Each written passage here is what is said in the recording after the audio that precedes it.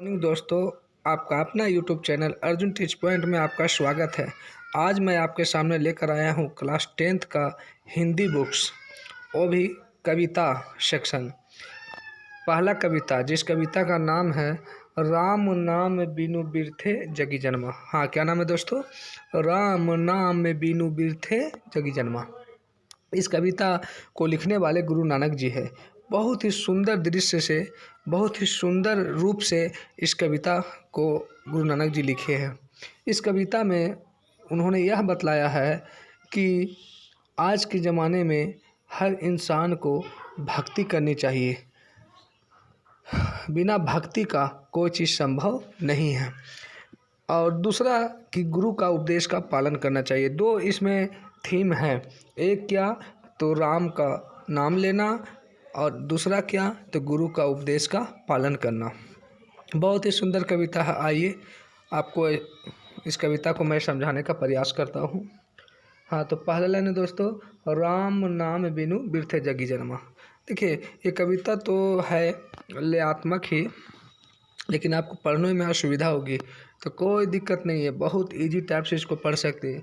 राम नाम बिनु बिरथे जगी जन्मा। हाँ दोस्तों, इस लाइन को इस टाइप से पढ़ सकते हैं। राम नाम बिनु बिरथे जगी जन्मा, बिखु खावे बिखु बोले बिनु नावे निह फलु मटी भ्रमणा। राम नाम बिरथे जगी जन्मा, आप इस लाइन से इसको पढ़ सकते हैं। पुस्तक पाठ व्याकरण बखाने, संधिया कर्म निकाल करे, बिनु गुरस बद मुक्ति कहाँ प्राणी, राम नाम बिनु अर्झी मरे।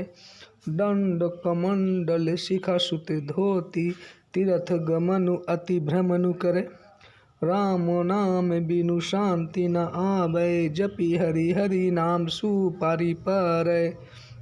जटा मुकुट तन भसम लगाई, वसन छोड़ी तन नगन भया, जेते जिया जंत जल थल महियल, जत्र तत्र तू शरब जिया। गुरु प्रसादी राखिले जन को, हरि रस नानक झोली पिया। देखिए, बहुत सुंदर कविता है। आइए मैं इसको पूरी अर्थ आपको समझाने का प्रयास करता हूँ। राम नाम बिनु बिरथे जगी जन्मा। हाँ दोस्तों, पहला लाइन क्या है?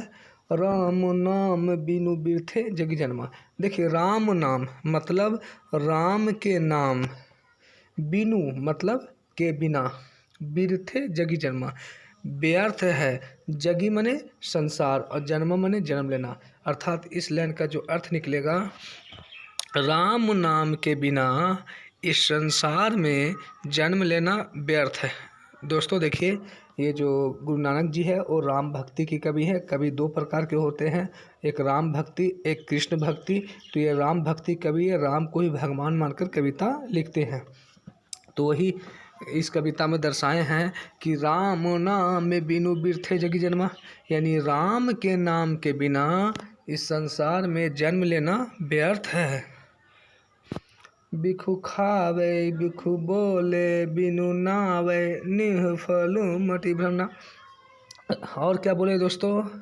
बिखु खावे मने राम नाम के बिना जो आप खाते हैं, बिखु बोले जो आप बोलते हैं, बिनु नावे निह फलु मटी भ्रमणा, और जो आपके राम नाम के बिना जो कुछ भी खाते हैं, जो कुछ भी बोलते हैं, वो सब व्यर्थ है। खाते हैं खाना, बोलते हैं बोली, वह सब जहर हो जाता है। निह फलु मटी भ्रमणा, और आपकी मति भ्रष्ट हो जाती है, बुद्धि भ्रष्ट हो जाती है। हाँ दोस्तों, क्या बोले कि राम नाम बिना इस संसार में जन्म लेना व्यर्थ है। राम नाम के बिना अगर कोई मनुष्य कुछ खाना खाता है, कुछ बोलता है, तो वह बोली विष के समान हो जाता है, मति भ्रष्ट हो जाती है। ये दो लाइन का अर्थ है। हमको पूरा विश्वास है कि आपको अच्छा समझ में आ रहा होगा, कमेंट कीजिएगा। नेक्स्ट, पुस्तक पाठ व्याकरण बखाने, संधिया कर्म निकाल करे। देखिए, बहुत अच्छी लाइन है कि राम नाम के बिना पुस्तक पढ़ना, पाठ पढ़ना, व्याकरण का बखान करना, सब व्यर्थ है। राम नाम के बिना आप अगर पुस्तक पढ़ते हैं, कोई पाठ पढ़ते हैं, व्याकरण का बखान करते हैं, वो भी व्यर्थ है। संधिया कर्म निकाल करे। देखिए बहुत लोग को मानना है कि सुबह शाम में खाना नहीं खाना चाहिए, बत्ती का बेला हो जाता है, तो वही कहते हैं कि सुबह शाम अगर आप उपासना करते हैं, शाम के शाम उपासना करते नहीं खाते हैं, तो अगर राम नाम नहीं लेते हैं तो खाइए चाहे नहीं खाइए, सब व्यर्थ है। अर्थात पुस्तक पाठ व्याकरण बखाने संधिया कर्म निकाल करे। राम नाम के बिना आप पुस्तक पढ़ना, पाठ पढ़ना, व्याकरण का बखान करना, सुबह शाम उपासना करना, सब व्यर्थ है। अब देखिए नेक्स्ट लाइन, बिनु गुरस बद मुक्ति कहाँ प्राणी। देखिए बहुत अच्छा लाइन है। बिनु गुरस बद, बिना गुरु के उपदेश के मुक्ति कहाँ प्राणी। हे प्राणी, बिना गुरु उपदेश के मुक्ति नहीं मिलने वाली। देखिए बिना गुरस बद मुक्ति कहाँ प्राणी, माने बिना गुरु के उपदेश के आपको मुक्ति नहीं मिलने वाला है। राम नाम बिनु अर्झी मरे।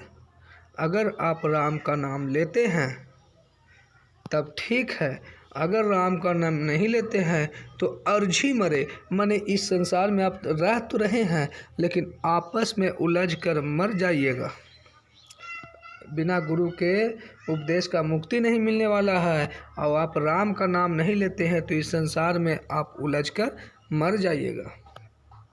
दंड कमंडल शिखा सुत धोती, तीर्थ गमनु अति भ्रमनु करे। देखिए राम नाम के बिना डंडा पहनना, कमंडल पहनना, शिखा पहनना, सूता पहनना, धोती पहनना, तीर्थ यात्रा भ्रमण करना, सब अर्थ है। अगर आप राम नाम नहीं लेते हैं तो डंडा कमंडल जो भी पहनते, आप शिखा पहनते, सूता पहनते, धोती पहनते, तीर्थ घूमते हैं, सब व्यर्थ है। किसके बिना? राम नाम के बिना। देखिए बहुत से लोग सोचते हैं कि मैं 4 धाम घूम लूँगा तो मुझे पुण्य मिलेगा। तो 4 धाम घूमिए, 10 धाम घूमिए, कवि के अनुसार आपको पुण्य नहीं मिलेगा। पुण्य तभी मिलेगा जब आप राम का नाम लेते हैं। तो इस प्रकार से डंडा कमंडल शिखा सूत धोती तीर्थ यात्रा करना सब व्यर्थ है। किसके बिना? राम नाम के बिना। फिर क्या है? राम नाम बिनु शांति न आवे, जपी हरि हरि नाम सुपारी पार। यानी राम नाम बिना शांति नहीं आने वाला है। देखिए बहुत अच्छा लाइन है, राम नाम बिना शांति नहीं आने वाला है। जपी हरि हरि नाम सुपारी पार। जो हरि हरि नाम जपता है वही संसार से भवसागर से पार होता है। क्या बोले दोस्तों कि राम नाम बिना शांति ना आवे, अर्थात राम नाम नहीं लेते हैं तो आपको शांति नहीं मिलने वाला है। जो हरि हरि नाम जपता है वही संसार के भवसागर से पार होता है। ठीक है, अब देखिए क्या है, फिर क्या कहता है दोस्तों, जटा मुकुट तन भस्म लगाई, वसन छोड़ी तन नग्न भया। देखिए ये लाइन क्या है, जटा मुकुट तन भस्म लगाई, वसन छोड़ी तन नग्न भया। यानी आप राम नाम के बिना, देखिए बहुत सारा ऐसे होते हैं कि जटा बढ़ाते हैं, मुकुट लगाते हैं, शरीर पर पूरा छाई लगाए हुए रहते हैं, बड़ा बड़ा टीका लगाते हैं, नंगे बदन घूमते हैं। अब बताइए आप भगवान का नाम ही नहीं लेते हैं तो ये सब जो आप कर रहे थे तो दिखावा चीज़ हो गया। वही कवि कहते हैं, जटा मुकुट तन भस्म लगाई, वसन छोड़ी तन नग्न भया। यानी राम नाम के बिना जटा बढ़ाना, मुकुट लगाना, शरीर में भस्म लगाना, कपड़ा का त्याग करना, नंगे बदन रहना सब व्यर्थ है। किसके बिना? राम नाम के बिना। अब देखिए बहुत अच्छा लाइनवर है, ध्यान से सुनिएगा। जेते जिया जंत जल थल महियल, जत्र तत्र तू सर्ब जिया। देखिए कितना बढ़िया लाइन है कि इस धरती पर जितना भी जीव है, जल में जितना जीव है, वो सब जहाँ तहाँ जितने भी जीव है, सर्ब जिया, सब उन्हीं के कृपा से जीवित है, ईश्वर के कृपा से ही जीवित है। तो इस तरह से बहुत ही मनमोहनी रूप में कविता को लिखे हैं। अब अंतिम लाइन है, समझने का प्रयास कीजिएगा। क्या है? गुरु प्रसादी रखिले जन को, धरि रस नानक झोली पिया। देखिए क्या कहते हैं, गुरु को नाम प्रसादी के रूप में रख लो। हर कोई, हर जन गुरु का नाम प्रसादी के रूप में रख लो। हरि रस नानक झोली पिया, हरि के रस में मिल जाओ। नानक जी क्या कहते हैं कि गुरु का नाम प्रसादी के रूप में रख लो और हरि रस में मिल जाओ, हरि के भक्ति में मिल जाओ। देखिए इस प्रकार से राम भक्त पर ये कविता कवि लिखे हैं, राम की भक्ति पर कविता लिखे हैं। क्या बताएं दोस्तों, राम के नाम बिना इस संसार में जन्म लेना व्यर्थ है। अगर कोई प्राणी राम नाम के बिना खाता है, बोलता है, तो वह बोली विष के समान हो जाता है, मति भ्रष्ट हो जाती है। फिर तीसरा लाइन में क्या बताए थे कि अगर राम नाम नहीं लेता है तो पुस्तक पढ़ता है, पाठ पढ़ता है, व्याकरण का बखान करता है, सुबह शाम उपासना करता है, सब व्यर्थ है।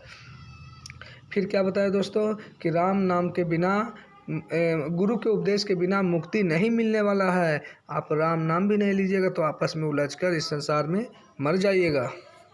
फिर क्या है कि राम नाम बिना अगर डंडा पहनते, कमंडल पहनते, शिखा बढ़ाते, सूत पहनते, धोती पहनते, तीर्थ यात्रा घूमते हैं, सब व्यर्थ है। किसके बिना? राम नाम के बिना।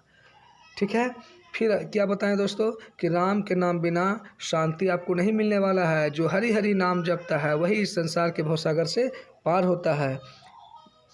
नेक्स्ट क्या, राम नाम के बिना जटा बढ़ाना, मुकुट पहनना, शरीर पर भस्म लगाना, कपड़ा का त्याग करना, नंगे बदन रहना, सब व्यर्थ है। उसके बाद क्या बोले दोस्तों, राम नाम के बिना मैंने राम की कृपा से ही जितना भी इस पर धरती पर जीव है, जल में जीव है, जहाँ तहाँ जितना भी सब उसी की कृपा से जीवित है, उन्हीं का देन है कि जीवित है।